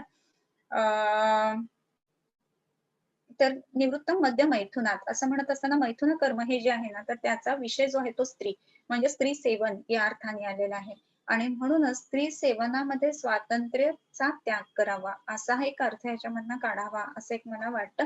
हे एकीय मत समजावं हवं तर कसं आहे की जर का स्त्री संभोग किंवा स्त्री सेवन करत असताना स्वातंत्र्य म्हणजे मनपूतम समाचरित अशी जर गोष्ट केली गेली तर त्याच्यातनं अनेक व्याधी उत्पन्न होतात राजयक्ष्म्यासारखे. आणि म्हणून व्याधींच्या पासून आपल्याला लांब राहायचं असेल तर काय करायला हवं तर नियमपूर्वक असं स्त्री सेवन करायला हवं. आणि तसं जर का असेल ना तर मग त्याच्यामध्ये विधी निषेध पाळणं ह्या गोष्टी आहेत. म्हणजेच काय तर ते स्वातंत्र्य त्याच्यामध्ये घ्यायचं नाही आहे तर त्याला विधी निषेध लावून मगच त्या गोष्टींचं सेवन करायचंय. तर ह्या अर्थाने स्वातंत्र्य स्त्रीषु त्यजेत हे घ्यायला पाहिजे. अदरवाईज कसं आहे ना की आपण नवीन नवीन जेव्हा फर्स्ट इयरला आलेलो असतो त्यावेळेला ही ओळ म्हणजे तर अगदी परवली सारखी असते किंवा खूप जास्त हसण्यावरी नेली जाते. तर ह्या पद्धतीने ह्याचा विचार नाही करायला पाहिजे. आचार्य सर्व चेष्टासु लोक एव हि धीमतः अनुकुर्यात् तमेवातो लौकिकेऽर्थे परीक्षकः आर्द्र संतानता त्याग काय वाक् चेतसां दमः स्वार्थ बुद्धी परार्थेषु पर्याप्तम इति सद्व्रतम. सद्व्रत हे सांगितलेलं आहे, सद्वृत्त सांगितलेलं आहे. आचार्य सर्व चेष्टासु लोक एव हि धीमतः अनुकुर्यात् असं म्हटलंय. जे अनुकरण करावं, अनुकुर्यात. आचार्य अनुकुर्यात, कुणाचं अनुकरण करावं, तर आचार्यांचं अनुकरण करावं. आपले जे कोण टीचर्स असतील, आपले जे आयडॉल्स असतील, तर त्यांचं पण अनुकरण करावं. कशामध्ये, तर सर्व चेष्टासु, सगळ्या गोष्टी त्यांच्याकडनं शिकाव्यात. जसं आपण म्हणतो की जमदग्नी सरांकडे आपण काय काय शिकलो, आयुर्वेद तर नक्की शिकलो, पण त्याच्या बरोबरीनं इतर ज्या गोष्टी आहेत ना, की एकमेकांशी कसं बोललं पाहिजे, कसं वागलं पाहिजे, दुसऱ्या वैद्याच्या संदर्भामध्ये कसा आपला अप्रोच असला पाहिजे, एखादा नवीन विचार असेल तर तो स्टुडंटचा जरी असला तरी सुद्धा तो उत्तम असेल तर तो ग्राह्य धरला पाहिजे. ह्या सगळ्या गोष्टी आपण बघतो. तर ह्या पद्धतीनं आपण त्यांचं अनुकरण करायला हवं. सर्व चेष्टासु असं आलेलं आहे म्हणून. आणि लोक एव हि धीमतः आचार्य, सर्व लोकांमध्ये म्हणजे सर्व संपूर्ण चराचरामध्ये पृथ्वीवरती जे धीमतः, धीमान, बुद्धिमान असे आचार्य आहेत त्यांचं अनुकरण करावं. श्री दत्तात्रय जे आहेत ना, तर त्यांनी 24 गुरु केलेले होते आणि त्यांचे गुरु म्हणजे वेगळेच आहेत, निसर्गातले गुरु आहेत, बरोबर. आणि ह्याच्यातनं प्रत्येकाकडनं काही ना काहीतरी शिकलो आणि म्हणून त्यांना गुरु असं म्हटलेलं आहे.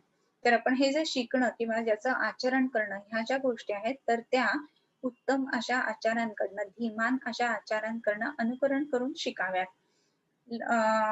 अनुकुर्यात उत्तम एव अतः लौकिकार्थे परीक्षकः, उत्तम अशा गोष्टींचंच अनुकरण करावं आणि काय लौकिके अर्थे परीक्षकः, लौकिक अर्थाने सुद्धा त्या गोष्टींची परीक्षा करून मग ते करावं. म्हणजे लौकिक आणि पारलौकिक दोन्ही गोष्टींचा विचार इथे सांगितलेला आहे. आर्द्र संतानता त्याग काय वाक् चेतसां दमः स्वार्थ बुद्धी परार्थेषु पर्याप्तम इति सद्व्रतम. आर्द्र संतानता त्याग काय वाक् चेतसां दमः. आर्द्र संतानता म्हणजे काय, तर संतान म्हणजे भूत, म्हणजे जे बाळ सगळी. कोणाची बाळ, तर पृथ्वीवरची सगळी बाळ. बाळ म्हणजे सगळ्या गोष्टी ज्या ज्या काही आहेत, म्हणजे ब्रह्मदेवाची बाळ असं आपण म्हणूयात त्यांना, आपण सगळेच जण याचा अर्थ. तर त्यांच्याशी कसं राहावं, तर आर्द्र अंतःकरणाने राहावं. म्हणजेच काय, तर करुणापूर्ण असावं, त्याग करावा. आणि काय करावं, तर काय वाक् चेतसा दमः, दम करावं. कशा कशाचं दमन करावं, तर कायेचं, शरीराचं, वाणीचं आणि चेतस मनाचं दमन करावं. म्हणजेच काय, तर विकृत ठिकाणी, विचित्र ठिकाणी, नको त्या ठिकाणी जर का आपलं शरीर, आपली वाणी, आपलं मन जात असेल तर तेथे दमन करून त्यांना योग्य जागेवरती आणायला पाहिजे. स्वार्थ बुद्धी परार्थेषु पर्याप्तम, आपली जी स्वार्थ बुद्धी आहे ना दुसऱ्याच्या बाबतीतली, ती पर्याप्तम, बास आता. आता स्वार्थ बुद्धी ठेवू नका अशा अर्थाने. स्वार्थ बुद्धी परार्थेषु पर्याप्तम, स्वार्थ बुद्धीने राहू नये. मग काय करावं, इति सद्व्रतम.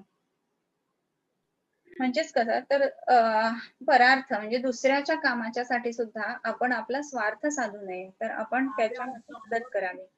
आणि म्हणूनच काय करावं, हे जे सगळं आहे ना, हे सद्व्रत म्हणजे सद्वृत्त आहे. आणखीन काय करावं, तर नक्तन दिनानि मे यान्ति कथम भूतस्य संप्रति दुःख भाग न भवेतेयम नित्यम सन्निहित स्मृती. नक्तन दिनानि मे यान्ति कथम, माझे दिवस रात्र कसे जात आहेत, यान्ति म्हणजे जात आहेत, माझे दिवस रात्र कसे जात आहेत. भूतस्य संप्रती, भूतस्य म्हणजे ह्या निसर्गातल्या असणाऱ्या प्राणी मात्रांच्या संदर्भात माझे दिवस रात्र कसे जात आहेत, म्हणजे मी निसर्गातल्या प्राणी मात्रांशी काय करतोय, त्यांच्या चांगल्यासाठी काय करतोय. दुःख भाग न भवती एवम, त्यांना दुःख होऊ नये म्हणून मी काय काम करतोय हे महत्वाचं आहे. आणि ह्याचं नित्य सन्निहित स्मृती, हे सन्निहित स्मृतीच्या सान्निध्यात असावं, म्हणजे ह्याचं भान नेहमी असावं. मला फायदा होतोय ठीक आहे, परंतु त्याच्यावर समोरच्याचं नुकसान तर होत नाहीये ना, ही सुद्धा काळजी घेणं तेवढंच महत्वाचं आहे. म्हणजेच काय, तर नक्तन दिनानी मे यान्ति कथम भूतस्य संप्रती, भूतस्य संप्रति दुःख भाग न भवति एवं नित्यं सन्निहित स्मृतीः नक्तंदिनानि मीयांती.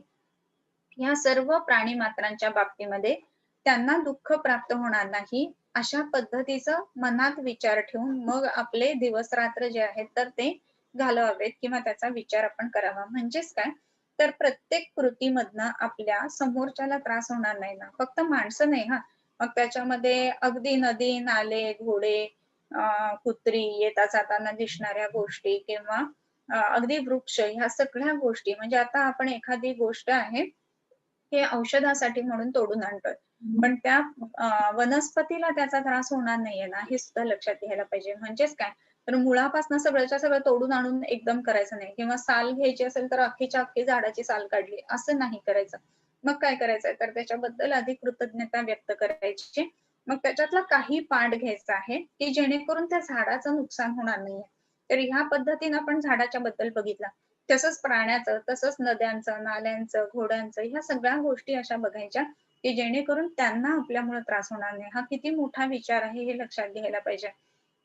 कसं आहे ना, की निसर्ग वाचवा किंवा निसर्गाबद्दल कृतज्ञता व्यक्त करा वगैरे, ह्या सगळ्या गोष्टी बरोबर आहेत. पण वाचवा म्हणजे नक्की काय करायचं, तर एकच एवढाच विचार ठेवायचा मनामध्ये की माझ्यामुळे त्यांना दुःख भाग न भवती इयं, असं, की माझ्यामुळे त्यांना त्रास होत नाहीये ना, हा विचार तुम्ही जर प्रत्येक ठिकाणी केला ना, तर निसर्ग आपण वाचवण्याचं खूप मोठं काम करतो. रादर निसर्ग खूप मोठा आहे, तर आपण त्या दृष्टीने विचार तर करायला हवा.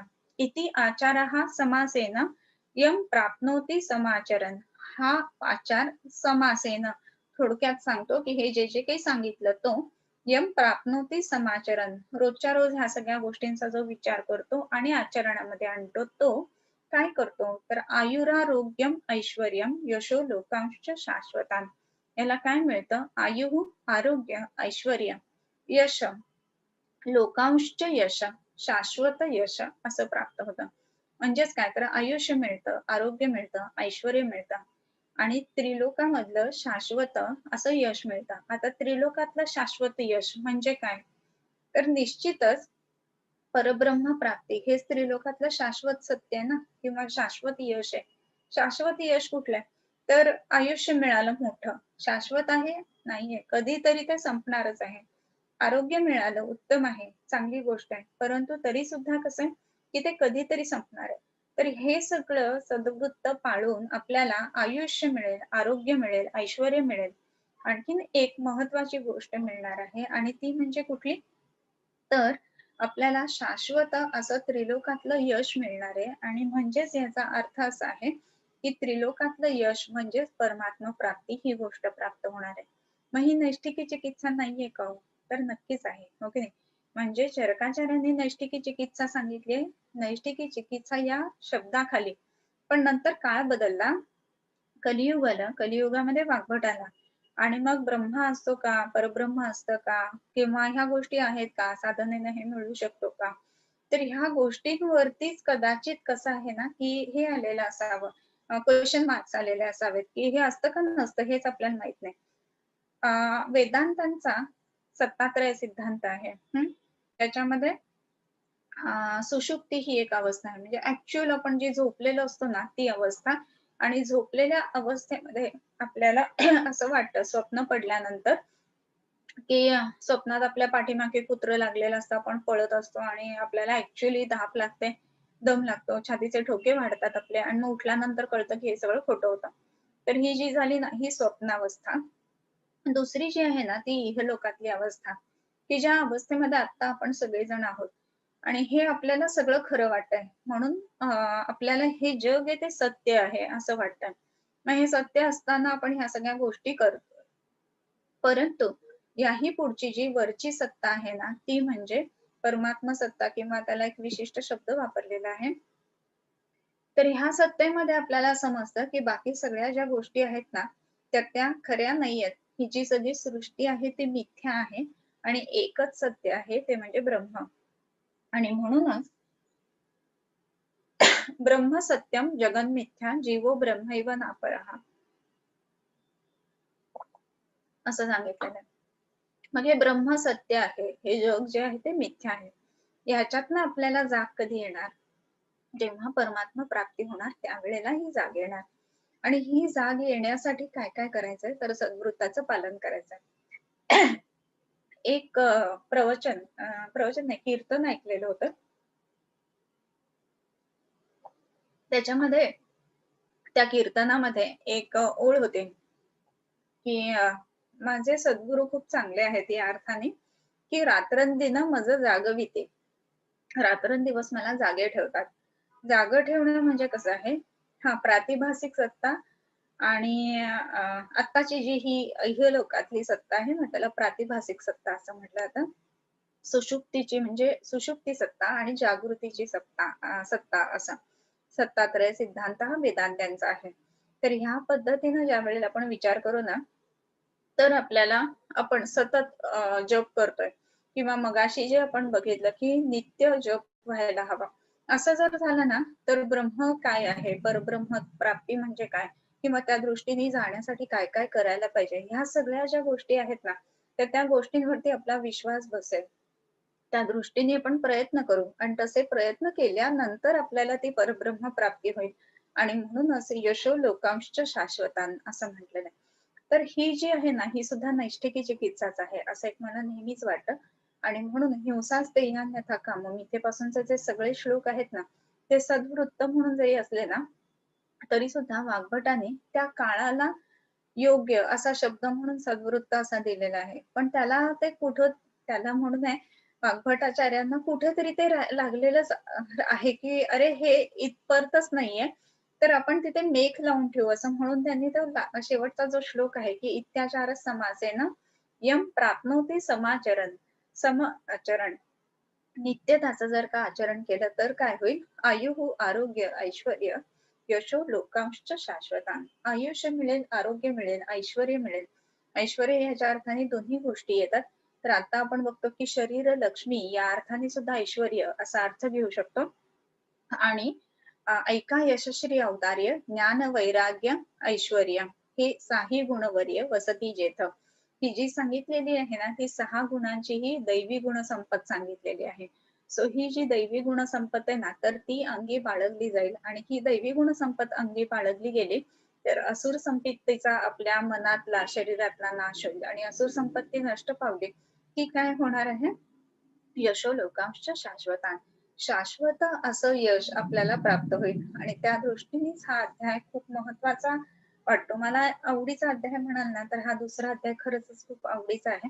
सो ह्या दृष्टीने इत्याचार समासेन मी तुम्हाला एक मगाशी म्हटलेलं होतं की आपण ह्या दृष्टीने पुढे सांगूयात म्हणून. अं,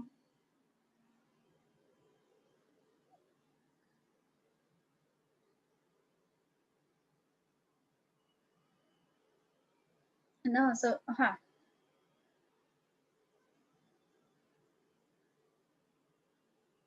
नाकरामे शर्करा लोष्ट बलिस्नान भुवनचे हे सगळं आपण ज्या वेळेला सांभाळतो गोष्टी न ऊर्ध्व जानुश्चरण तीक्ष्ण देह वाक चेतसां चेष्टा इथे सांगितलेलं होतं की देह वाक चेतसां चेष्टा हा प्राक्षमात विनिवर्तेत. ज्या मनाच्या चेष्टा आहेत ना त्या सुद्धा श्रमाच्या आधीच थांबवाव्यात आणि हे थांबवत असताना कशा त्या वळवायच्या आहेत तर आपल्याला नित्य साधना करून वळवायच्यात आणि ही नित्य साधना जर का केली गेली ना तर काय घडणार आहे तर आयुरारोग्यम ऐश्वर्यम यशोलोकांश शाश्वतान. या दृष्टीने ह्या अध्यायाचं महत्व आहे. आणि म्हणूनच देह सत्तेतून आपलं लक्ष थोडस जे आहे ते आत्मतत्वाकडे लागणं ह्या गोष्टीच्या दृष्टीने हा अध्याय महत्वाचा आहे. सो इथपर्यंत आज आपला दुसरा अध्याय पूर्ण झालेला आहे. आणि तिसऱ्या अध्यायाची फक्त पहिली ओळ आपण म्हणूयात आणि त्याच्यानंतर तुमच्या काही शंका असतील तर त्या घेऊयात. यानंतरच आहे ऋतुचर्या. त्याच्यामध्ये मासे द्विसंख्येर माघाद्यैः क्रमात् षड ऋतव स्मृताः शिशिरोथ वसंतश्च ग्रीष्म वर्षा शरद हिमाः.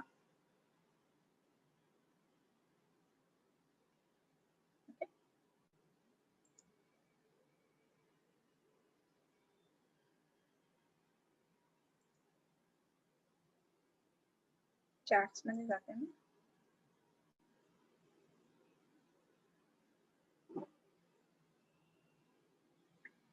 आता बरेच लोक ट्रॅकिंग करतात त्याचा विचार कसा करावा वात प्रकोपाचा हेतू आहे, मज्जाक्षय होऊ शकतो का? बरं, ट्रेकिंग खूप सारे लोक करत असतात आणि आजकाल तो एक छंद म्हणून खूप मोठ्या प्रमाणामध्ये प्रसिद्ध आहे. तर ट्रेकिंग करत असताना सुद्धा ना शनैः शनैः ह्याच पद्धतीनं ट्रेकिंग केलं जातं.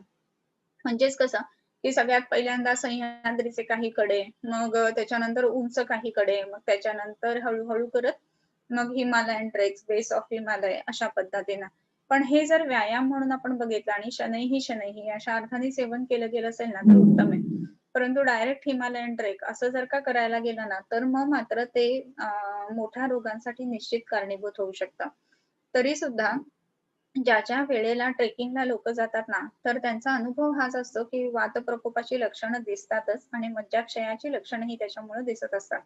मग इथे काय करायला हवं? तर तिथे सुद्धा आपण जसं आपण वारीमध्ये बघतो, की संध्याकाळच्या वेळेला सगळेच जण आपल्या पायांना सेवा देत असतात आणि स्नेहन करत असतात. सो त्याप्रमाणे स्नेहन करणं ही गोष्ट महत्त्वाची राहते. इव्हन काही ट्रेकर्सच्या बाबतीमध्ये मी अशा गोष्टी वापरलेल्या आहेत, की जे ट्रेकर्स ह्याच्यामध्ये हिमालयन ट्रेक्समध्ये वगैरे जातात ना, तर खूप मसल क्रॅम्प्स येतात असा त्यांचा अनुभव असतो. थंडीमुळे सुद्धा आणि खूप चालण्यामुळे सुद्धा. इव्हन गिरनारला जे कोण गेलेले असतील, तर त्यांनाही अनुभव आहे, की चढताना एक वेळ जातो माणूस, पण उतरताना खूप पाय थरथरायला लागतात. तर हे वातप्रकोपाचं लक्षण म्हणूनच ह्या गोष्टी होत असतात. मग इथे काय करायला पाहिजे? तर प्रवाळ पंचामृत जे आहे ना, तर त्याचा उत्तम उपयोग ह्याच्यामध्ये होतो. तर इव्हन हिमालयन ट्रेक्समध्ये बरं का, बऱ्याच वेळेला असं सांगितलं जातं, की घोट-घोट पाणी सतत प्या, कारण तिथे ऑक्सिजन कमी असतो आणि ऑक्सिजन कमी असल्यामुळे पाण्यातनं ऑक्सिजन थोड्याफार प्रमाणात स्टमकमधून आपल्याला मिळत असतो आणि म्हणून घसा आणि हे नेहमी कोरडं न ठेवता ओलं ठेवण्यासाठी घोट-घोटभर पाणी प्या. मग आता इथे सुद्धा आपण बघतो, की तिथे वृक्षता खूप जास्ती असते. जरी पाणी-पाणी सगळीकडे असलं हिमालयन ट्रेक्समध्ये तरी सुद्धा. तरी वृक्षता टाळण्यासाठी म्हणून ते पाणी पोटातनं घ्यायला सांगत असतात. मग अशा वेळेला स्नेहन करणं, नस्य करणं ह्या गोष्टी जर दिल्या ना स्नेह, नस्य तर त्याचा परिणाम स्वरूप चांगला येतो. आणि लिंबू सरबत घ्यायला सांगितलं ना, तर काय होतं हे क्रॅम्प्स वगैरे कमी येतात. मग ह्या लिंबू सरबतामध्ये 10 प्रवाळपंचामृताच्या गोळ्या कुटून घालायला सांगायच्या आणि ह्या जर गोळ्या कुटून आपण घातल्या ना, तर आपल्याला दिसतं की हे क्रॅम्प्स वगैरे येतात ना, ह्या गोष्टी खूप कमी होऊन जातात. ह्या दृष्टीने त्याचा विचार करता येतो. अ, जब ऐसे पोस्चरल सर्वाइकल स्टिफनेस और स्पैज़म में क्या ट्रीटमेंट के करते हैं? बट मैम 7 बजे रात का खाना खा लेना चाहिए, ऐसे बहुत से वैद्य बताते हैं, तो क्या करना चाहिए? 7 वाजता म्हणजे काय? तर संध्याकाळच्या आत असंही आहे किंवा संध्याकाळ उलटून गेल्यानंतर रात्रीचा जो पहिला प्रहर असतो ना, त्याच्यामध्ये खाणं घेतलं पाहिजे. आपण रात्रीच्या दुसऱ्या प्रहरात घेतो 8:30, 9, 10 वाजता, तर ती गोष्ट योग्य नाही. आणि म्हणून संध्याकाळी न खाता रात्रीचा पहिला प्रहर ह्या दृष्टीने खाणं घ्यायला पाहिजे. आणि अजून काय विचारले होतो नेक्स्ट स्टिफनेस आणि ह्याच्यामध्ये काय करता येईल? तर ज्यावेळेला विशिष्ट पद्धतीमध्ये शिंकल्यानंतर किंवा ढेकर दिल्यानंतर असे स्पॅझम्स आलेले असतात ना, तर त्याच्यामध्ये नस्य ही चिकित्सा आहे बरं का. तर नस्य ह्याचं द्यायचं देवदार समीर पन्नागाचं नस्य ह्या ठिकाणी वापरायचं, तर त्याचा परिणाम खूप चांगला दिसतो. स्नेहन करणं आणि वातशमन औषधं जसं रासनादी किंवा दशमूलारिष्ट वगैरे ह्या पण गोष्टी आपण वापरू शकतो. लेप वेगवेगळे जे आहेत हिरवा लेप वगैरे, तर त्याही गोष्टींचा उपयोग ह्या स्टिफनेसमध्ये होत असतो. तर ह्या पद्धतीने औषधं त्याच्यामध्ये देता येत असतात. संध्याकाळची वेळ कोणती घ्यावी असं म्हटलेलं आहे. तर जिथे सूर्य मावळतीला लागतो, आकाशामध्ये लालिमा किंवा रक्तवर्ण तयार होतो. तर अशी जी आहे ना, तर ती मावळतीची वेळ अशी जी म्हणतो, तर ती घ्यायला पाहिजे. आणि तिथेपासून ते पूर्ण ह्याच्यामध्ये अ, आकाशामध्ये काळोख होईपर्यंत संध्याकाळ. एकदा काळोख झाला ना, की मग तो रात्र आणि मग तो रात्रीचा पहिला प्रहर असं धरायला पाहिजे. हे वेळ जी आहे ना, ती टाईम घड्याळानुसार नाही होणार. कारण की आपण बघतो की विसर्ग काळामध्ये दिवस लहान असतो आणि त्यामध्ये आपण बघतो की अंधार लवकर पडतो. म्हणजे 6:30 पावणे 7 ला कंप्लीट अंधार पडलेला असतो. आणि ग्रीष्म किंवा ह्याच्यामध्ये आदान काळामध्ये आपण बघतो की दिवस मोठा असतो आणि त्याच्यामुळे हा अंधार जो आहे तो 7, 7:15 पर्यंत पण दिसतो. त्याच्यामुळे हे टाईम लावणं गोष्ट अवघड आहे. आणि त्याच्यातून आपण मुंबई, महाराष्ट्र ह्या ठिकाणी राहत असू तरी ह्या गोष्टी दिसतात. पण जर का आपण नॉर्थ ईस्ट जे आहे म्हणजे शिलाँग, हिमालय, मेघालय वगैरे अशा ठिकाणी गेलो, तर तिथे सूर्यास्त आणखीन उशिरा होतो आणि सूर्योदय खूप लवकर होत असतो. सो ह्या दृष्टीने सूर्योदय, सूर्यास्ताच्या नुसार ते ठरवायला पाहिजे. न की घड्याळाच्या टाइम नुसार. ओके. साधना ये सद्गुरु के चरणों में सही हो पा रही है, इसका कैसे पता चलता है? महाऔषधी में सहदेवी लांगली लक्ष्मणा वनस्पती आती है क्या? बरोबर आहे.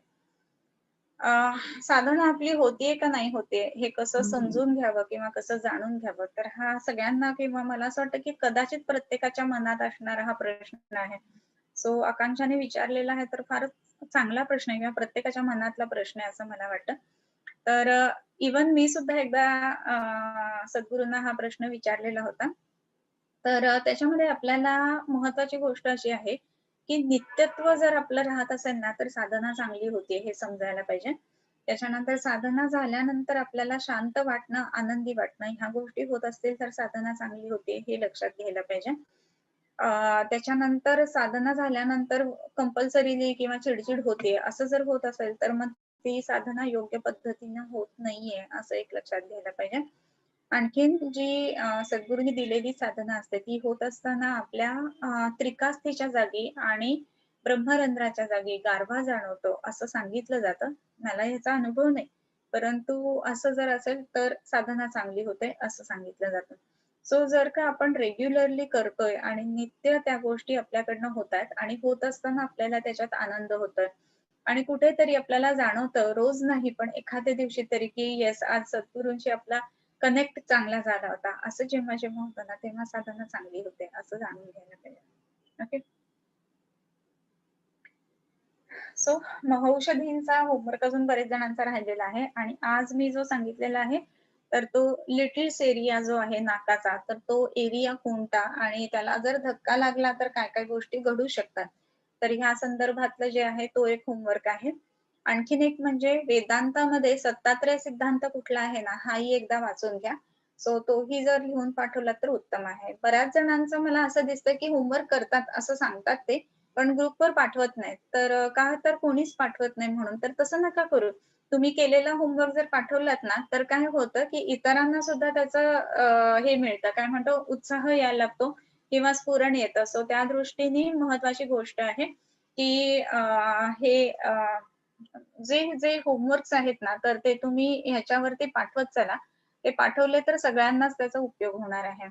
आणि ज्याला एखादी गोष्ट सापडली नसेल ना, तर त्यालाही ती तिथनं मिळून जाईल. तर त्या दृष्टीने सुद्धा त्याचं महत्त्व आहे. म्हणून होमवर्क तुम्ही ग्रुपवरती पाठवा, काहीच हरकत नाही त्याच्यासाठी. अजून एक प्रश्न आलेला आहे. मॅम थोड़ा आउट ऑफ टॉपिक क्वेश्चन है. I mean suffering from amla pitta and grahani रसमाधव with soup शीत अनुपान से भी प्रोक्टाइटिस हो रहा है. शुड आई टेक सुवर्ण मालिनी वसंत? ओके. ह्याच्यामध्ये एक सिंपलशी गोष्ट घ्यावी असं एक मला वाटतं, की हे जे धान्यक जिरक गोक्षूर फांट आहे ना, तो दिवसभर पानार्थ घ्यायचा. म्हणजे मग त्याच्यामध्ये आम्लपित्तासारखी लक्षणं दिसणार नाहीत. प्रवाळ पंचामृत हे एक उत्तम औषध आत्ताच्या ह्या कंडिशनसाठी ठरू शकेल. आणखीन एक मोठी महत्वाची गोष्ट आहे, की ज्या वेळेला आम्लपित्तासारखी किंवा हीट वाढल्यासारखी अशी लक्षणं येत असतात ना, तर त्यावेळेला चंद्रकला रस 2 वेळेला आणि तो गुलकंदामधनं घेणं एवढी गोष्ट केली तर होऊन जाईल ते. ओके. सुश्रुत चिकित्सा 30 मध्ये महौषधींचं वर्णन आलेलं आहे. आता शिल्पीने ह्याच्यावरती पोस्ट केलंय. तर आता ॲटलीस्ट तुम्ही बघा तिथे जाऊन. ओके. व्हेरी गुड शिल्पी. एक क्वेश्चन अजून आहे तेवढा घेऊया आणि मला असं वाटतं थांबूया.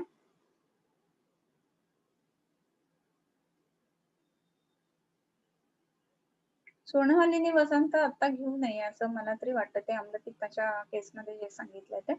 त्याच्यानंतर 28 फिमेल पेशंट खूप व्यायाम, अतियोग करून वजन कमी केलेलं आहे. 1 वर्षापूर्वी तिला टायफॉइड झालेला आणि सर्व संधिशूल चालू झालं. त्यात कन्सीव्ह झाली. आता डिलिव्हरी होऊन 3 वर्ष 3 आणि अर्धा महिना म्हणजे 3.5 महिने झालेले आहेत.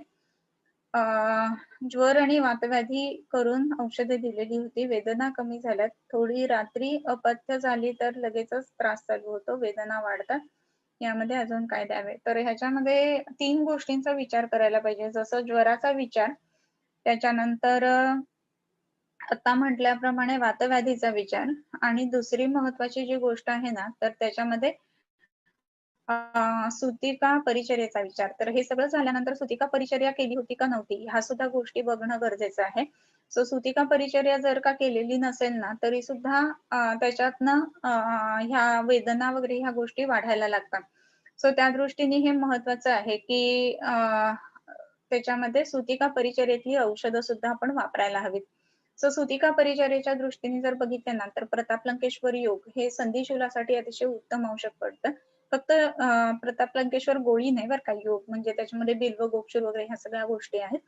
त्याच्यानंतर संधिक संधिपाताचं औषध त्याच्यामध्ये वापरावं आणि रसपाचक आणि पुनरावर्तक ज्वर ह्या जर का गोष्टी दिल्या गेल्या ना, तर त्याचा परिणाम चांगला येईल असं ओव्हरऑल वाटतंय.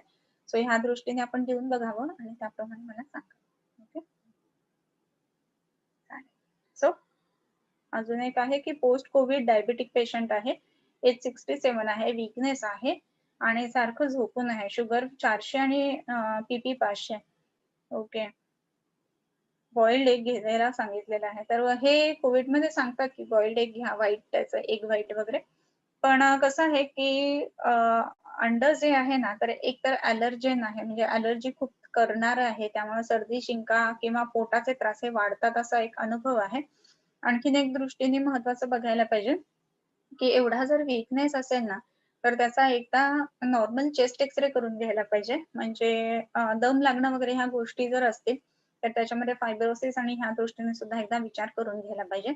रक्तपाचक सहस्त्रपुटी अभ्रक असं एक इथे वापरावं. त्याच्यानंतर लक्ष्मी विलास एक गोळी 2 वेळेला अशी दिली तर त्याच्यामध्ये चांगला फायदा दिसेल असं वाटतंय. आणखीन महत्वाच्या गोष्टींमध्ये त्याचं वजन किती कमी झालंय हे सुद्धा बघणं गरजेचं आहे. आणि त्याच्यानंतर बॉइल्ड एग वगैरे हे न देता आपल्या ह्याच्याप्रमाणे म्हणजे मुगाचं कढण किंवा काही गोड गोष्टी वापरतो नॉर्मली, पण शुगर खूप हाय आहे तर आता तिथे देता नाही येणार. आणखीन बाकीचं हे जे आपण गुडमार घनवटी वापरणं किंवा त्याच्यानंतर थकवा जाण्यासाठी नागबला क्षीरपाक वापरणं, ह्या जर गोष्टी केल्या तर त्याच्यामध्ये फायदा होईल असं दिसतंय. सो आज आपण थांबूया तिथे आणि पसायदान म्हणूया आणि थांबूया. आता विश्वात्मके देवे येणे भाग्यज्ञे तोषावे, तोषोनी मज द्यावे पसायदान हे. जे फळांची व्यंकटी सांडो, तया सत्कर्मी रती वाढो. भूता परस्परे पडो मैत्र जीवांचे, दुरितांचे तिमिर जाओ. विश्वस्वधर्म सूर्ये पाहो, जो जे वांछील तो ते लाहो प्राणिजात. वर्षत सकळ मंगळी, ईश्वर निष्ठांची मांदियाळी. अनवरत भूमंडळी भेटतो भूता, चला कल्पतरूंचे आरव. चेतना चिंतामणींचे गाव, बोलते जे अर्णव पियुषांचे. चंद्रमे जे अलांछन, मार्तंड जे तापहीन. ते सर्वाही सदा सज्जन सूयरे होतो. किंबहुना सर्वसुखी पूर्ण हो नीती लोकी. भजिजो आदि पुरुषी अखंडिता, आणि ग्रंथोपजीविये विशेषी लोकीये. दृष्टा दृष्ट विजय होवावेजी, येथ म्हणे श्री विश्वेश्वराव. हा होईल दान पसाओ, येणेवरे ज्ञान देवो सुखिया झाला. येणेवरे ज्ञान देवो सुखिया झाला. येणेवरे ज्ञान देवो सुखिया झाला.